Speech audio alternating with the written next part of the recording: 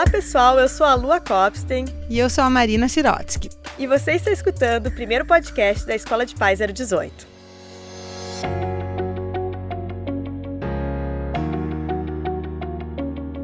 Bom, vamos primeiro nos apresentar. A Escola de Paz 018 é um ciclo de palestras com renomados especialistas em infância que é realizada desde 2017 no Instituto Ling, em Porto Alegre. O nosso maior propósito é contribuir com a formação de pais melhores. Acreditamos que pais seguros e capacitados criam filhos melhores e, consequentemente, um mundo melhor. A gente se prepara tanto para a nossa carreira profissional e como não vamos nos preparar para a maior responsabilidade da vida, que é criar um bom ser humano. Queremos deixar aqui o nosso muito obrigado a duas empresas que desde o começo acreditaram no nosso propósito e nos apoiam: a Escola Despertar e a construtora Sense Fisa. Vamos começar então? Roseli, que honra e alegria receber você nesse primeiro podcast da Escola de Paz 018. A gente é tua fã e quero dizer assim, a Roseli é a segunda vez que ela vem aqui no Instituto Ling nos dar a palestra e a gente está muito felizes em gravar esse podcast contigo. Nossa, eu que agradeço. Roseli, você pode se apresentar pra gente? Claro, meu nome é Roseli Saião. Em geral é como as pessoas me conhecem, né? Mais do que a imagem, mais o nome. Eu sou psicóloga, formei-me há mais de 40 anos, meninas, na PUC de Campinas. Mas você tá uma guria. Guria é bom, né? Bem típico daqui mesmo. E a minha dedicação sempre foi a dois lados, né, da psicologia, a educação e a clínica. E a clínica me ajuda muito a compreender, né, o adulto, o adolescente, a criança. E a educação me ajuda, e me ajuda até hoje, a expandir, né, o trabalho e a consequência do trabalho que eu realizo com tanto gosto. Coisa boa. Vamos então começar a nossa conversa?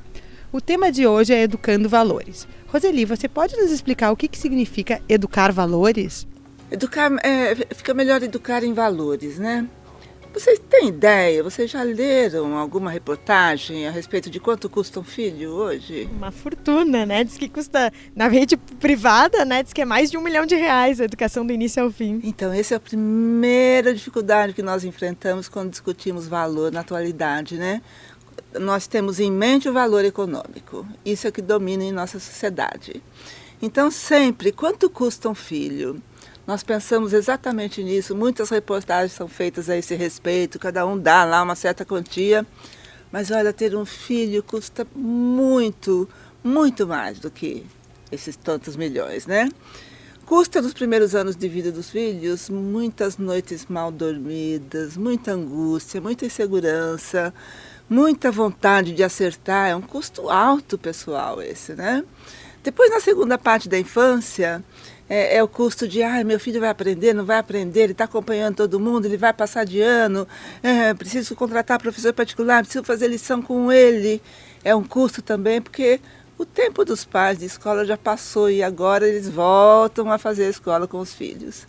E na adolescência dos filhos a gente volta a ter noites mal dormidas, né? Agora por outros motivos. Então é um custo pessoal muito grande, né? Essa foi uma piada a respeito do custo, mas é um custo que custa muito alto em termos pessoais. É muita disponibilidade, é muita renúncia, muito desapego.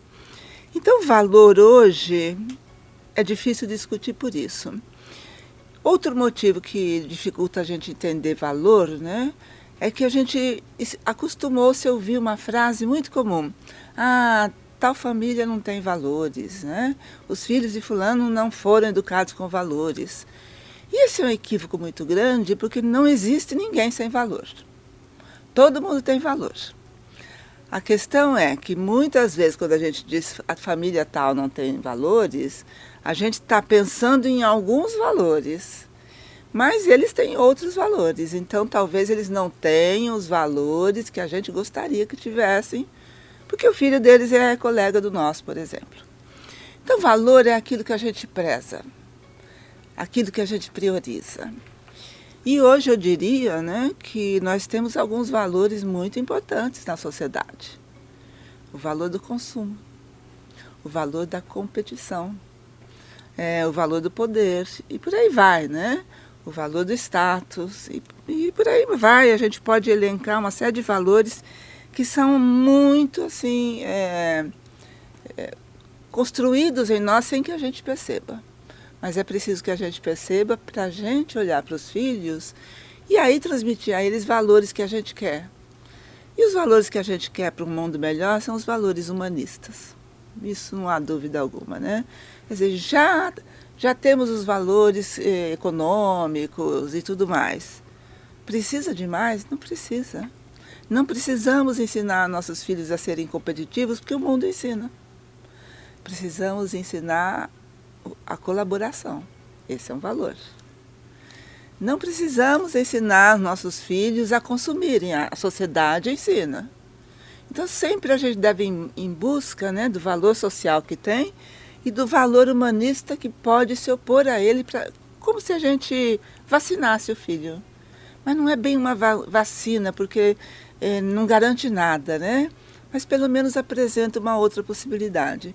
Então, do consumo, vamos levar para um consumo, tentar mostrar, né, que o consumo pode prejudicar o meio ambiente e o mundo que ele irá viver e consumir mais moderadamente, de um modo mais consciente, e por aí. Então, educar em valores é sempre ensinar, transmitir conceitos humanistas. O amor à vida, que é o valor maior, né, que hoje é difícil da gente defender, e os outros decorrentes, e aí cada família escolhe os valores que quer transmitir. Roseli, tem um episódio teu, acho que num Café Filosófico, que tu fala da história da educação dos filhos, né? E aí tu faz uma volta, é maravilhoso aquele episódio, né? De como era antigamente, as famílias, as estruturas, e até talvez, eu não sei, a igreja, a religião, que papel ela tinha. E hoje eu vejo que a gente vive numa época da diversidade, né? Que tem vários contextos familiares. E eu queria que tu falasse um pouco sobre isso, né? O que mudou de como era antes, né? E o que nos deixa talvez tão inseguros hoje? Porque eu acho que os pais também estão muito inseguros enquanto a educação dos filhos, né? Podia falar um pouquinho pra gente sobre isso? Basicamente o que mudou o mundo. O mundo mudou, né? Então, às vezes eu vejo pessoas dizendo as famílias mudaram, os valores desapareceram. Não se trata disso, mas assim, as famílias e os valores acompanharam a mudança de mundo, estão absolutamente conectadas a essas mudanças. Então, quais as mudanças principais que aconteceram? A primeira mudança, você citou a diversidade. Então, antes nós criamos ilusoriamente a ideia de que o mundo era mais ou menos homogêneo. Mas era uma ilusão, porque a diversidade era escondida, era colocada por baixo dos panos. Então, quem tinha filhos diferentes, e diferentes que eu digo, diferente da massa, do que era considerado norma, eles, de modo muito constrangido, se retiravam do relacionamento social para não exibir, para não mostrar, para não expor essa diferença, porque prezávamos a homogeneidade, né? Então, com o advento do final do século XX, início do século XXI, aparentemente, antes era ilusoriamente, agora é aparentemente, né? Aparentemente prezamos a diversidade. Será verdade? Eu tenho minhas dúvidas. E eu vou de novo fazer uma piada a esse respeito, né? Então, no tempo do mundo que a gente queria que fosse homogêneo, as roupas masculinas e femininas, em geral, tinham 3 tamanhos, pequeno, médio e grande. E as pessoas ou arrumavam em casa ou usavam folgado ou apertado. Hoje nós temos dos 34 aos 54. O problema é que todo mundo quer 38. Caiba ou não. Então faz dieta para entrar no 38, faz de tudo. Todo mundo quer 38. Por quê? É difícil conviver com a diversidade. É muito difícil. E por que nós nos sentimos tão inseguros? Porque saímos de uma tradição de um mundo aparentemente homogêneo, então nós somos uma geração pioneira na relação com a diversidade. E aí nós não temos tradição. Por isso que a gente olha para trás e fala assim, meu Deus, né? Por que eu não consigo aproveitar o que meus pais me ensinaram? Porque o mundo era muito diferente. Então nós temos que construir novas maneiras de nos relacionarmos com o mundo e de ensinar os filhos também. Bom, Roseli, então você estava falando que o mundo realmente mudou e hoje eu acho que a gente tem mais um ponto que são as novas configurações familiares, né? Você poderia nos falar um pouquinho sobre isso? Olha, a mudança do mundo nos trouxe algumas imagens que antes elas eram escondidas. Não é que elas não existissem, elas existiam, mas elas não eram expostas, porque eram moralmente criticadas, julgadas. Então, hoje surgiu, por exemplo, a partir dos anos 60, surgiu a pílula contraceptiva, um método mais efetivo. Depois disso surgiu também a busca, né, da mulher, de um modo geral, de sua satisfação pessoal e não apenas ela sair da tutela de um pai e passar para a tutela de um marido. E nessa busca, então, começaram a acontecer muitas separações. É bom lembrar que a família, aparentemente homogênea, escondia por trás, né, a relação desse marido com outras mulheres. Muitas vezes custeando a vida de outras mulheres, tendo filhos e tudo mais. Mas a sociedade praticamente ignorava isso. Voltemos às famílias. Então, muitas mulheres começaram a solicitar separação, por conta dessa busca, por conta de sofrer muito, né, muita violência no casamento, tanto psicológica quanto física, querer sair disso. Então surgiu aqui no Brasil, primeiramente, a separação, depois o desquite e depois o divórcio. Nossa, foi um longo caminho, né? Com o surgimento, né, do divórcio, surge a possibilidade do recasamento. Todo mundo tem o direito, afinal, de procurar se realizar na vida, né? Não é porque separou-se que não pode mais fazer nada. Então, com os recasamentos, então surge uma nova família. Aliás, novas famílias, né? Aceitamos um pouco mais a existência, né, do desejo homoerótico. E por que eles não gostariam de ter uma família? Gostariam, né? E aos poucos a sociedade reconhece que eles podem fazer uma família. Agora eu vou contar um caso super interessante. Eu dava assessoria numa escola e tinha 2 mães de uma garota, 4 anos. E essas mães estavam muito preocupadas, porque a escola era religiosa, e eles queriam conversar com as crianças. Será que as crianças não vão estranhar, né? 2 mães? A orientadora falou, tá bem, então vamos conversar com as crianças a respeito, né, da sua filha. E aí reuniram as crianças, a professora, a orientadora e as 2 mães. E as 2 mães contaram como se fosse uma história, né? Que as 2 se conheceram e se amaram e queriam muito formar uma família, um filho era importante e adotaram uma menina. A partir daí começaram a surgir 1000 perguntas das crianças sobre adoção. Ninguém estranhou das crianças a questão de 2 mães. Então, muitas vezes, somos nós que transferimos aos filhos, a geração dos mais novos, né, preconceitos, estereótipos. Eles estariam livres se não fôssemos nós, com os nossos preconceitos, né? Então, vejam, estava a orientadora, a professora e as 2 mães preocupadas e as crianças com maior naturalidade. Mas o que é adotar um filho? Como faz isso? Que era a dúvida deles. E por que a gente complica o que tem que ser simples? Olha, tem uma equação que a gente tem realizado aí, muito curiosa, eu diria, né? A gente complica o que é simples e simplifica o que é complexo. Então, às vezes eu penso assim que a gente deveria fazer uma lista, assim, isso aqui é simples e a gente complica assim. Olha, isso aqui não é tão simples assim, vamos ver melhor isso, né? Mas é um pouco fruto das nossas contradições, das nossas inseguranças e desse desejo imenso de acertar. É uma loucura um pai ou uma mãe desejar tanto acertar. Porque a gente não sabe se está acertando ou não. E a gente só vai saber, se souber, quando ele se tornar adulto. E um dia ele se resolver contar para a gente. Lembra quando você fez isso? Você achou que você errou? Deu certo. E aí a gente fica atônito, né? Ou então, você fez isso achando que estava fazendo a coisa mais certa do mundo? Errou feio comigo. Mas eles só vão tomar essa consciência quando se tornarem adultos.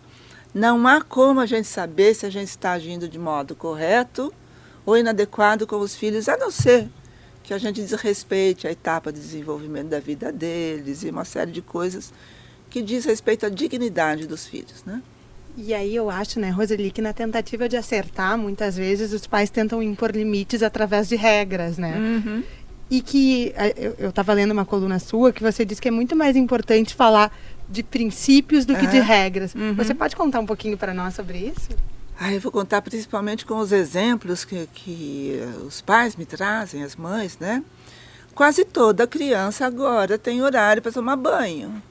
Porque é uma dificuldade fazer eles tomar banho. Sempre foi. Não é à toa que existe o personagem Cascão. É para mostrar exatamente que há uma etapa da vida que a pele é a minha proteção. Se eu limpar essa pele, eu vou ficar desprotegido. Fora que, gente, tem coisa mais importante para a criança do que tomar banho, né?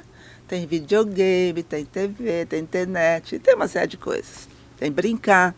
Então, assim, por que coloca o horário para tomar banho? Em primeiro lugar, nós não temos horário para tomar banho, a não ser que a gente seja muito louco, né? Aí eu recomendo uma análise.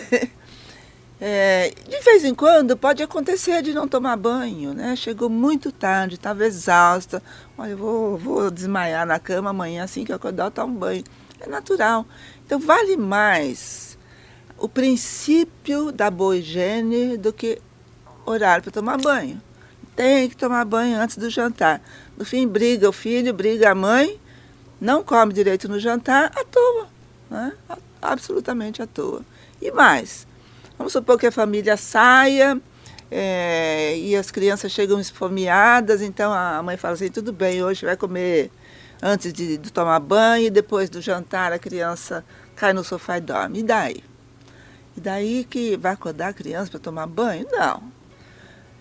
Deixando a criança dormir sem banho, a mãe quebrou a regra que ela construiu.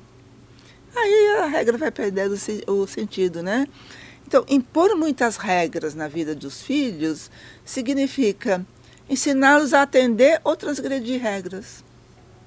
Aliás, no país do futebol, a gente considera os jogadores mais legais aqueles que aprendem a driblar a bola, não as regras, não é?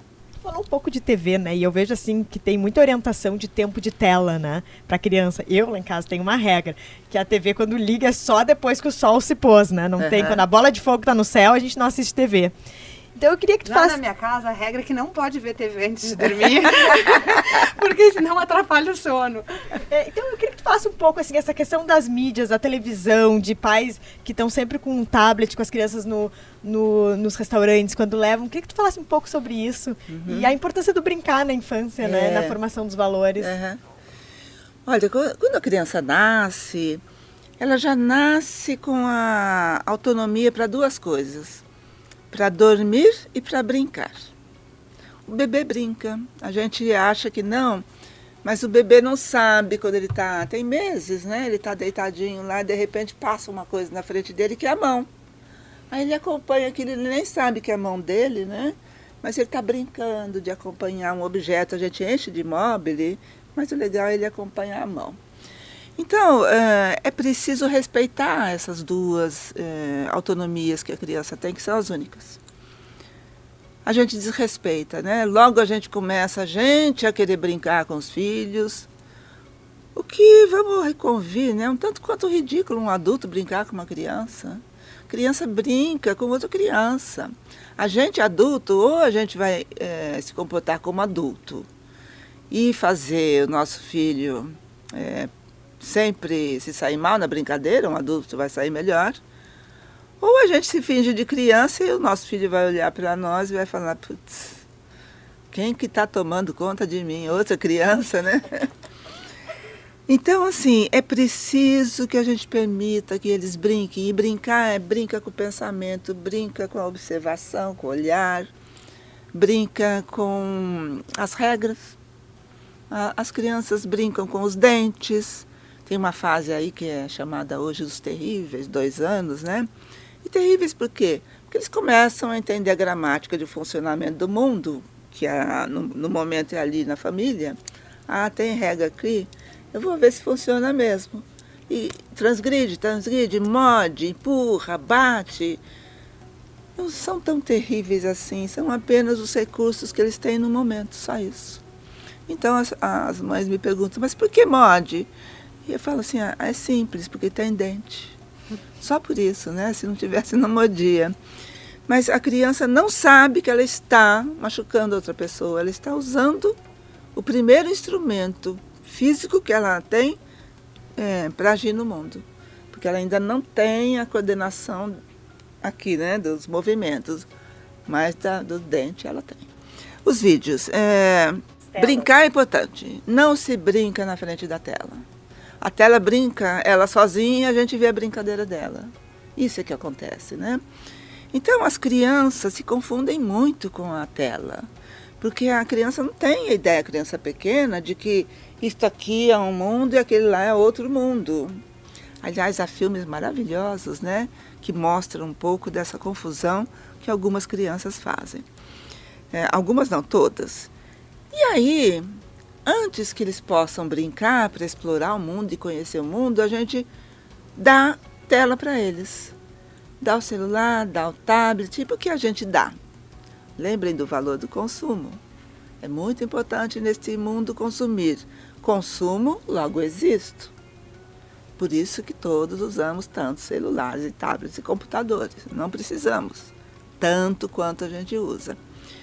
E por que a gente dá para eles? Porque aquilo hipnotiza. Então a gente vai no restaurante no domingo com a família, ele começa a ficar irritado, com razão, porque criança não tem que esperar o garçom trazer o cardápio, os pais escolherem depois.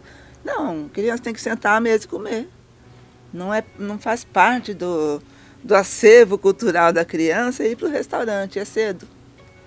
Mas é a nossa vida e a gente arrasta eles. Aí a gente dá isso e eles ficam quietinhos. Não nos perturbam. Então eu chamo as telas, de um modo geral, né, de cala a boca. Cala a boca aí, toma, brinca com isso. É um brinquedo na mão deles que não é próprio para a idade deles. Talvez o melhor para a criança seja brincar com iguais, né? Com outras crianças. Outras crianças e com a natureza. E aí, falando de brincar com iguais, eu me lembrei da socialização e da escola, né? Qual é a tua visão da escola na educação dos filhos? Na educação dos alunos. Dos filhos cuidamos nós, né? Ótimo. Perfeito. A escola cuida de alunos. E o aluno não é o nosso filho. Porque chega lá, ele entra num papel social diferente. E aí ele pode ser outra coisa. E por sorte, né, ele pode ser várias coisas, experimentar várias coisas. Faz parte do desenvolvimento, essas experimentações. Para quando chegar a vida adulta, falar, bom, experimentei isso, aquilo, acho que o meu lugar é este aqui, né? E localiza. Então, a questão da escola é que a escola acha o máximo ensinar conteúdo.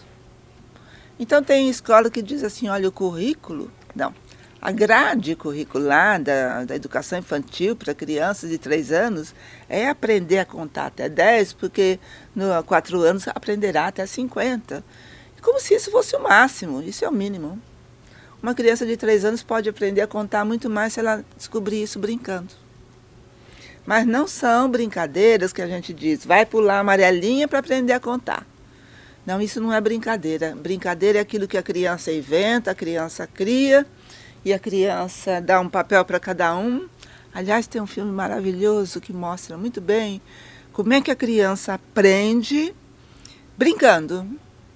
E que esse aprendizado é muito mais sofisticado do que aqueles conteúdos escolares do currículo. Que não é à toa que a gente chama de grade curricular, porque é aprisionante. É uma grade mesmo, né? E o filme chama-se Vermelho como o Céu. É um filme que vale a pena assistir, porque mostra crianças entre 9 e 11 anos, mais ou menos, frente a um pedido muito pífio da escola, criar uma coisa maravilhosa. E a escola quase que não aceita, porque não era aquilo que ela tinha pedido, né? Qual era a coisa maravilhosa? A escola pediu que eles falassem das 4 estações. Mas queria naquele sentido do conteúdo escolar, a estação tal tem isso. E essas crianças que tinham deficiência visual, contar a história das 4 estações por meio de sons. Sons e sombras. É uma coisa maravilhosa, tem que assistir esse filme, que é inclusive baseado numa história verídica. E o personagem desse filme hoje é um renomado e premiadíssimo diretor de sonoplastia do cinema italiano. Eu e a Marina temos filho em idade escolar, né? Então, um grande papo que circula no grupo de mães é qual é a escola que tu vai botar o filho.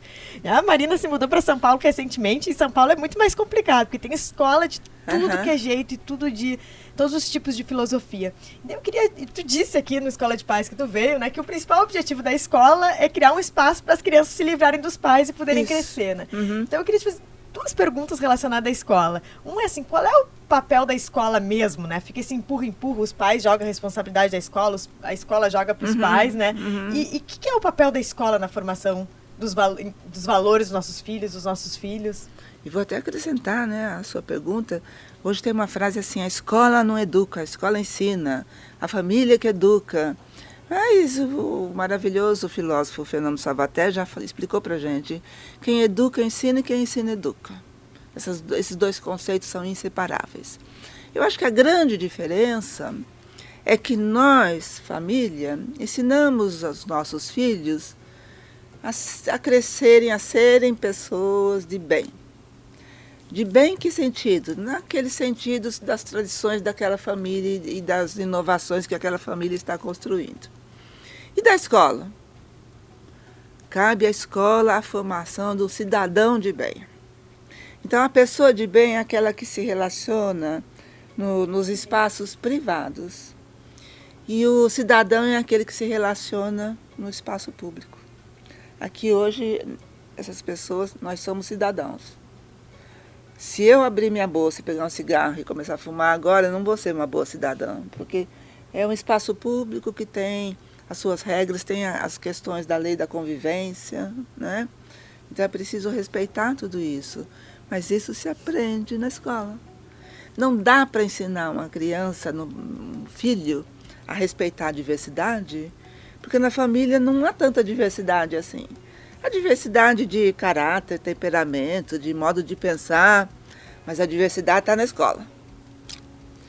Ah, mas ele tem amigos, né? Amigo, gente. A gente briga, a gente se mata e depois a gente faz as pazes porque tem um afeto. Na escola tem um colega, eu não vou com a cara dele, mas vai ter que aprender a trabalhar com ele, a respeitá-lo. Então é só na escola que pode se aprender tudo isso, e por isso que eu sou contra a educação em casa. Na última vez que você veio aqui, você falou um exemplo do recado para a professora que veio. Você pode contar para nós, que é maravilhoso. Aquilo lá aconteceu mesmo com um colega meu. Nós estávamos começando a pensar, né, nessa diferença da educação familiar e escolar. E a filha dele estava no ensino fundamental 1 e aí começou a ver bilhetinho, né? Sua filha não fez lição de casa, favor tomar providências. E assim foi. E nós estávamos discutindo muito isso. Eu falei, e agora? Que é sua filha? Como você vai reagir? Ele falou, deixa comigo. E aí ele contou que mandou um bilhetinho assim para a professora. Cara professora, sua aluna não escova os dentes após o almoço. Favor tomar providências. Ou seja, né? Olha, filho, escovar o dente é comigo. Lição de casa é com você, minha cara. Né? Cada um aí no seu espaço. Porque não adianta eu querer resolver o problema da lição de casa do meu filho, que nós vamos brigar e isso vai causar muito mal para o gosto, para o desgosto dele com o conhecimento. Mas ele, para encerrar, uma última pergunta. Todos esses teus anos de carreira aí, de envolvimento com esse tema da infância, que mensagem tu pode deixar para os nossos ouvintes, que são, em geral, pais de primeira viagem, que estão começando na educação dos filhos? Se tivesse assim, uma mensagem, te lembra que eu te falei assim, tem uma mensagem desse nosso podcast, desse nosso bate-papo que tu quer que fique no coração desses pais, qual seria? Eu vou deixar uma que vocês já podem até descoberto, mas não plenamente, eu descobri plenamente. E todos os pais irão descobrir que um dia, qualquer aí da vida deles, né, a gente vai errar de qualquer jeito. Então, se a gente vai errar de qualquer maneira, Vamos errar de acordo com os nossos valores, com os nossos princípios, com a nossa posição social, política, enfim. Já que nós vamos errar para este lado. Chegando lá na frente, o nosso jeito foi esse. Agora você não concorda? Cria o seu, meu filho. E segue em frente.